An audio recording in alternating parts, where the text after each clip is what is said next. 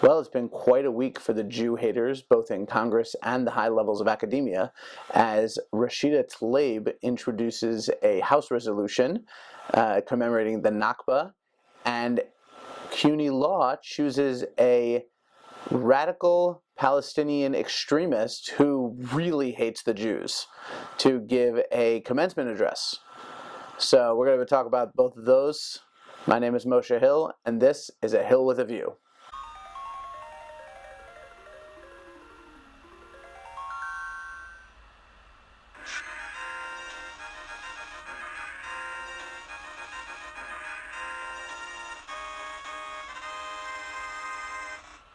Thanks everyone for watching, and don't forget to hit the like button, the subscribe button, the notification bell, and all the other buttons that help you get more of me and help me get higher on the charts and more viewers and all that kind of stuff, because every little bit helps. So both the stories today have to do with a lot of lies around Israel. Rashida Tlaib, the congresswoman from Michigan, decided to introduce a House resolution commemorating the Nakba, the catastrophe. So we're going to talk a lot about that.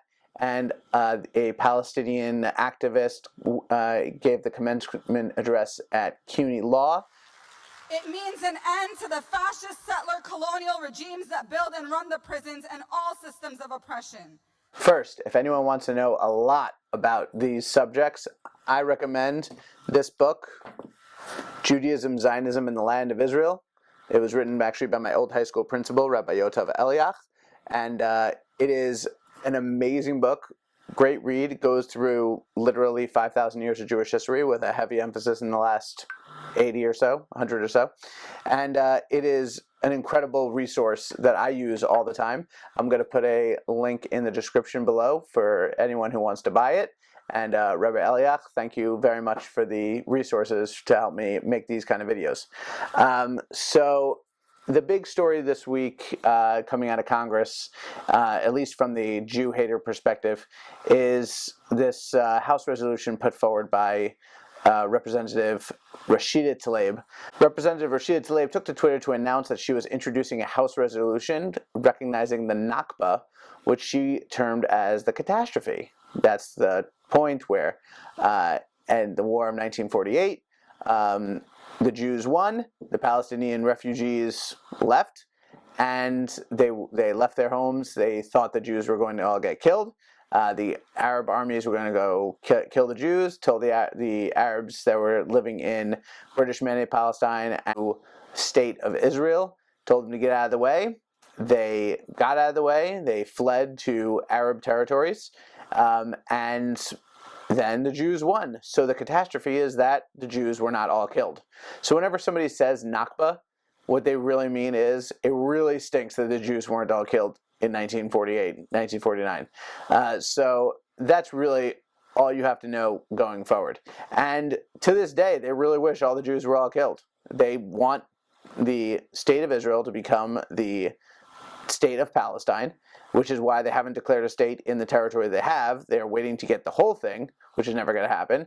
And Palestine is Judenrein, so they're going to kick out all the Jews, or if the Jews fight back, which we will, they will kill all the Jews, or they will attempt to. So, otherwise known as a second Holocaust. So the resolution was joined by the normal cadre of Israel haters, anti-Semites. So we're talking about Alexandria Ocasio-Cortez, Ilhan Omar, Betty McCollum, Mary Newman, Jamal Bowman, Cori Bush.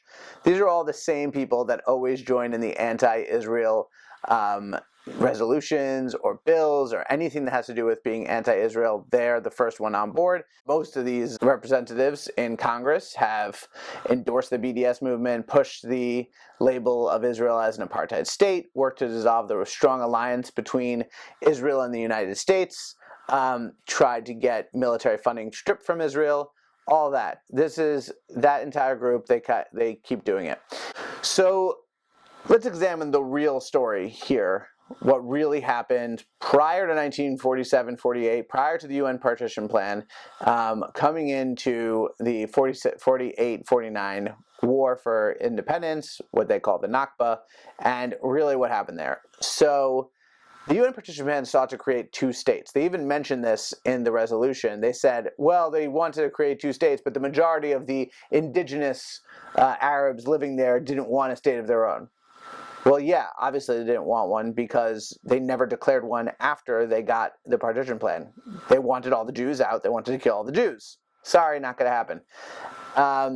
So prior to the UN partition plan, anti-Semitic attacks in Europe and Russia basically caused waves of immigration to the land of, it was known as Palestine. It was Ottoman Palestine, British Mandate Palestine.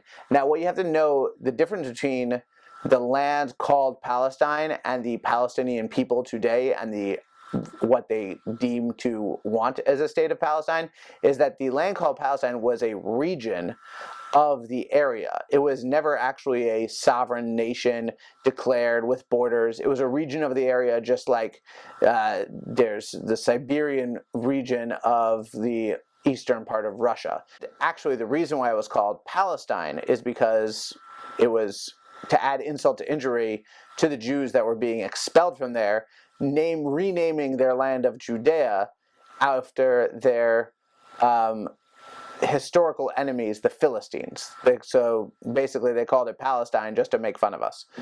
So in the time leading up to the declaration of the State of Israel, the army that would one day become the Israeli Defense Forces really were preparing themselves for what they knew was going to happen. They were going to declare, the British were going to leave, they were going to declare a state, the Jews were going to declare a state, and all the Arab armies of Egypt, Syria, Lebanon, Jordan, Iraq, they were all just going to invade and attack. Everyone knew this. The British, who were set to leave, knew it was going to happen. The Americans said, let us put people there, don't declare a state, whatever you do, you're going to sign your own death sentence. But David Ben-Gurion and the leaders of what was about to be Israel said, no, we are declaring a state, our people have waited long enough, we're going to do it. And the Arab nations told the Arabs living within the newly formed land of Israel to get out of the way. We will smash the country with our guns and obliterate every place the Jews seek shelter in, said Iraqi Prime Minister Nuri Saif. The Arabs should conduct their wives and children to safe areas until the fighting has died down. The Jordanian newspaper said the Arab states encouraged the Palestinian Arabs to leave their homes temporarily in order to be out of the way of the Arab invasion armies. They encouraged them and told them to get out of the way. You know, we're going to kill all the Jews and we'll get you back to your homes in a few weeks. It's been 80 years since that happened, 74 years. They were all made fools. So afterwards, where did all these refugees go? They all went to other Arab nations. 100,000 of them went to Lebanon, 75,000 went to Syria, 70,000 went to Jordan. 280,000 of them went to the West Bank. 190,000 went to the Gaza Strip. So they were not in the new land of Israel. That's not where the borders were. All the Arabs within the borders of the newly formed land of Israel became Israeli citizens, and their children and grandchildren in perpetuity became Israeli citizens. Now let's contrast this with Jewish people who were expelled from Arab nations, no pretext of war, just expelled because they were Jewish. And where did they go? Well, Morocco expelled 260,000 Jews, Iraq 129,000 Jews. Other Arab nations expelled Jews. They went off to Israel. When they landed in Israel, they were welcomed with open arms. They figured out a way to resettle them. Now, this is a brand new country that had very limited resources, that had just fought a war for its life. And they were accepting Jews that were expelled. They were accepting refugees that were expelled from Arab countries. But the Arab countries did not accept the Arab refugees from the War of 1948. What they did was they made them props. They made them political pawns in a game against Israel. So CUNY Law allowed itself to become a platform for Jew hatred. All right, they allowed Nurdin Mohsen Keswani the opportunity to speak in front of the class. She was the chosen representative of the school, and she decided to use her platform, as she always does, to espouse Jew hatred. So she is one. She is one of the founders, the founder of a group called Within Our Lifetimes. This group basically openly calls for the murder of Jewish people, the murder of all Israelis. It's on the front page. It says resistance and return by any means necessary. They lamented the Second Intifada.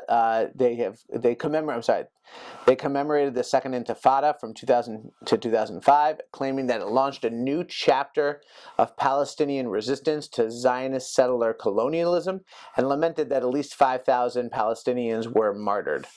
The About page basically just stopped short of actively calling for genocide. There's a picture of the land of Israel colored in Palestinian flag, which would make it Judenrein. No Jews allowed there. A woman in hijab firing a slingshot.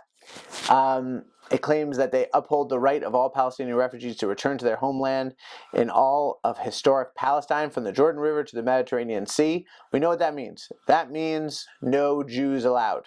Now, her speech, which was filled with hatred, filled with anti-American hatred, filled with anti-Israel hatred, she started it saying, thank you to comrades, which is a phrase that communists say. That's what communists say. So she's a espoused Marxist. She hates Jews. She hates America. Lee Zeldin, gubernatorial candidate and Congressman Lee Zeldin, tweeted out, "This is so wrong. As governor, I'll withhold CUNY money unless it reverses course. Combats the rise of anti-Semitism within its culture, policies, and ranks, and fosters an employment and learning environment that once again protects Jewish students and faculty." Jeff Weisenthal, a CUNY trustee from 1999 and 2013, I spoke to him on the phone. He is outraged by these remarks. He says that Keswani is the Siamese twin of Linda Sarsour, and that the CUNY Law School is a joke. Meanwhile, Senator Chuck Schumer, who is Jewish, who during election season goes around claiming to be, Schumer means Shomer. Shomer is a guardian. Shomer Yisrael is a guardian of the Jews, of the Jewish people. That's what he claims to be. And he's silent in the face of this. He doesn't have anything to say about this anti-Semitic nonsense coming out of CUNY Law School. This mentality is everywhere.